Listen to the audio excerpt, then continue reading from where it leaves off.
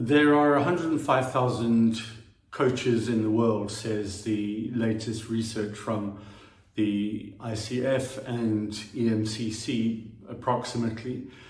Although that's probably not entirely true because there's a bias in those two surveys from 2022 towards coaches who are registered within the ICF and EMCC framework.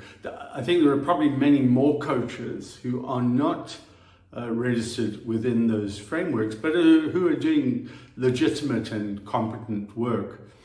The surveys got on to suggest that 1 in 2 coaches is not making $30,000 a year, US dollars a year in turnover.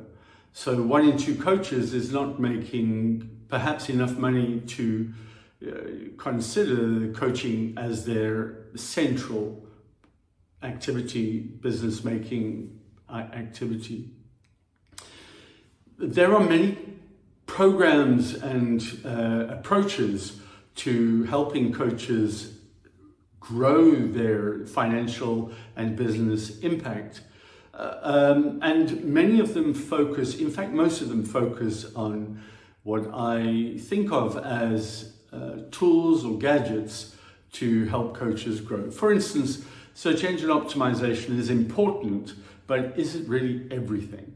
And the way you write your scripts and the way you present yourself, your storefront to the world, your website and so on, it's important, but is it everything, and what does it do for you? What is its actual role in helping you make good on your promise to yourself and your family and your friends, your promise that you're going to use coaching to create a healthy, happy, sustainable living? The central problem with entrepreneurs and for entrepreneurs starting new businesses is, yes, their market, yes, their product, yes, their tools, yes, their skills, yes. But in the world of coaching, there are coaches who are very successful, coaches making hundreds of thousands of US dollars a year and perhaps even more. So it works. Coaching can work. So why is only 1 in 2 people who are in this industry making 30,000 plus a year? The answer lies not in the number of gadgets you're using. For instance, one approach says that if you do the course, if you take part in this plan, this program, they're going to fill your diary with leads. So what coach has the capacity to deal with a diary full of leads? Because a diary full of leads means you're screening, you're meeting, you're processing lots and lots of people who potentially maybe have an interest in coaching. But then when you coach and when you make money and how do you make a sustainable living out of all of that, there's got to be a different way. And it's the same way that most entrepreneurs find when they start a business. The thing is that you tend to be the most profound obstacle to your own growth. All entrepreneurs find this. It's a truth no matter what your field is, what your field of entrepreneuring is. We ourselves form the main barrier. We have a profound impact on how we grow by virtue of who we're not willing to call, how often we're willing to do this work, how often we're willing to actually get out of our fear zone and into our growth zone in order to build the business we have planned. Nobody gets into coaching in order not to be successful. Everyone wants to be successful, and it's not always about the money. In fact, for many coaches, success means an adequate income for a manageable amount of time committed to this. So lifestyle and freedom and the idea of being a professional adding value to the lives of other people. These are important aspects of the question, how do I scale my coaching business?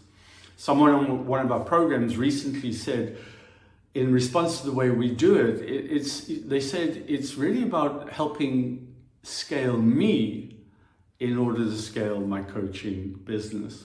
And that's our approach.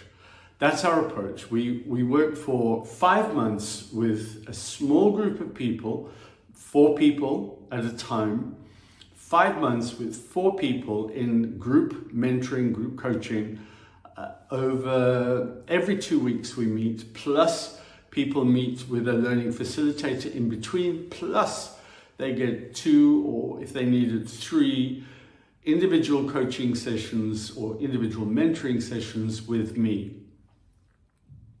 That's a lot of engagement over 5 months. And what we see is people walk out of that with vastly increased turnover and cash flow, if that's what they're seeking, but also with a much stronger sense of themselves as leaders of their own business called me. We all have a business called me, and in the book The Prosperous Coach, they talk about the blue-collar coach, one who, like a blue-collar worker, like a truck driver, doesn't work on growing the business only when they feel ready for it.